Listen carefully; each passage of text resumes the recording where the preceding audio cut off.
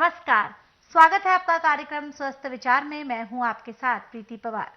दर्शकों, स्वस्थ विचार कार्यक्रम आयुर्वेद पर आधारित कार्यक्रम है और आप सभी जानते हैं कि इस कार्यक्रम में आपको आपके हर असाध्य से असाध्य रोगों के आयुर्वेदिक उपचार बताए जाते हैं। और आप जानते हैं ये सारा ज्ञान जो है इस मंच के माध्यम से हमारे साथ साझा करते हैं असाध्य रोग निवारक गायत्री सिद्ध पंडित श्री लक्ष्मण दास रतन भारद्वाज जी। तो आइए मिलकर स्वागत करेंगे गुरु जी का। गुरुजी, आपका बहुत बहुत स्वागत है। नमस्कार। दर्शकों, ये लाइव कार्यक्रम है। अगर आपको सेहत संबंधी कोई भी समस्या है, कोई हेल्थ रिलेटेड इशू आपको या आपके अपने को परेशान कर रहा है, तो ऐसे में आप सीधे गुरुजी से लाइव जुड़कर अपनी समस्या का समाधान प्राप्त कर सकते हैं। कॉल नहीं लग पाती है तो भी निराश नहीं होना है आपको। आप अपनी समस्या हमें व्हाट्सएप भी कर सकते हैं। उसके लिए भी नंबर आपकी टीवी स्क्रीन पर व्हाट्सएप के लोगों के साथ लगातार फ्लैश हो रहा है। बहरहाल दर्शकों, आप जानते हैं कि इस कार्यक्रम में हम रोज एक रोग पर चर्चा करते हैं, विस्तार से उसके कारण, लक्षण और आयुर्वेदिक उपचार बताते हैं। इसी कड़ी में आज हम बात करेंगे बदन में खारिश होने की समस्या के बारे में। कई बार बहुत बिना किसी कारण के शरीर में खारिश होने लगती है, लेकिन हमेशा गुरुजी आपको इस कार्यक्रम के माध्यम से यही बताते हैं कि कोई भी रोग जो है, कोई भी परेशानी जो है छोटी नहीं होती है, जरूर उसके पीछे कोई बड़ा कारण होता है और सही समय पर सही पहचान कर लेना ही गुरुजी लगातार इस कार्यक्रम के माध्यम से आपको बताते हैं और साथ ही साथ आपको आयुर्वेद से जुड़ा हुआ ज्ञान देकर आपको समस्या का निदान भी देते हैं। तो इस चर्चा को आगे बढ़ाएंगे और गुरुजी से जानेंगे बदन में खारिश की समस्या का कारण और निवारण। गुरुजी, हम बात करेंगे बदन में खारिश होने की समस्या को लेकर। क्या कारण होता है समस्या का और निवारण भी दें। देखिए, शरीर में खारिश होने के दो ही मुख्य कारण होते हैं जी। आपके खून के अंदर इन्फेक्शन हो गया, आपको खुजलाहट भी होगी। और दूसरा कारण है कि यदि किसी को खारिश का रोग है और उसका कपड़ा आपके शरीर पर किसी भी रूप में लग गया तो आपको खारिश हो जाएगी जी। क्योंकि खारिश के कीटाणु बहुत छोटे छोटे होते हैं और पूरे संसार में एलोपैथी में तो किसी भी रोग की दवाई नहीं है। खारिश के लिए जो क्रीमें बनाई हैं थोड़ी देर के लिए उसमें राहत मिलती है, उसके बाद और तेजी से फैलता है जी।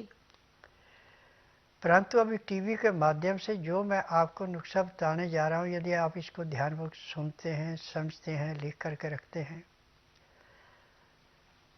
तो मैं ये कहूँगा कि आपको जिंदगी में कभी भी खाज खुजा नहीं होगी। खाज खुजा को समाप्त करने के लिए नींबू का रस एक किस्म का अमृत है। नींबू के रस को निकाल करके आप सरसों के तेल में या तिल के तेल में या घोड़े के तेल में मिला के मालिश करते हैं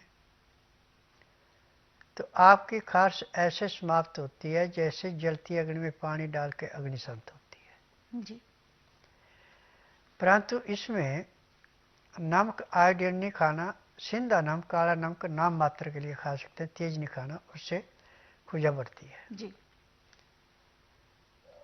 और खाना हमेशा जो भी अनाज खाना उसकी चोकर नहीं निकालनी, छिलके वाला अनाज खाना है, छिलके वाली सब्जियां खानी है, छिलके वाली दालें खानी है। पानी हमेशा हल्का गर्म पीना, ठंडा पानी नहीं पीना जी। आपको खारिश होगी नहीं। और जिनको खारिश होती, जब वो खारिश उठती है, चाहे वो कितने आदमियों के बीच में बैठे, उनका हाथ उस जगह पे चला जाता है जहाँ खुजा हो रही है। और जब महफिल में बैठे हों और आप खुजा करना शुरू कर दें तो बड़ी बेइज्जती भी होती है जी। परंतु यदि आप नींबू का रस की मालिश किसी भी चिकनी चीज़ में मिला के कर रहे हैं और नींबू का रस हल्के गर्म पानी में पी रहे हैं तो आपकी खुजा ऐसे समाप्त होती है जैसे जलती अग्नि में पतंगा नष्ट होता है जी। और चीनी का प्रयोग बिल्कुल नहीं करना। जिसको खारिश है उसके लिए चीनी तो पॉइजन है और आज 90% बीमारियां चीनी से हैं क्योंकि चीनी में जो केमिकल मिलाया जाता है इससे ना तो चीनी खुद पचती है और जो चीज़ साथ खाई जाती है उसको पचने देती है। फिर रोग आपका दिन दुगने रातें चौगुनी बढ़ता है। परंतु यदि आप नींबू का रस हल्के गर्म पानी में मिला के पी रहे हैं और नींबू के रस को किसी भी चिकनी चीज़ में मिला के मालिश कर रहे हैं तो आपको ज़िंदगी में कभी खाज खुजा होगी नहीं। जी, तो यहाँ पर गुरुजी ने आपको जो बॉडी में जो इचिंग होनी स्टार्ट हो जाती है, बदन में जो खारिश होनी शुरू होती है, उसका कारण तो आपको बताया ही, साथ ही साथ निवारण भी बहुत ही आसान सा बताया है। आप इसे अपनाएं, नींबू से जुड़ा हुआ उपचार है।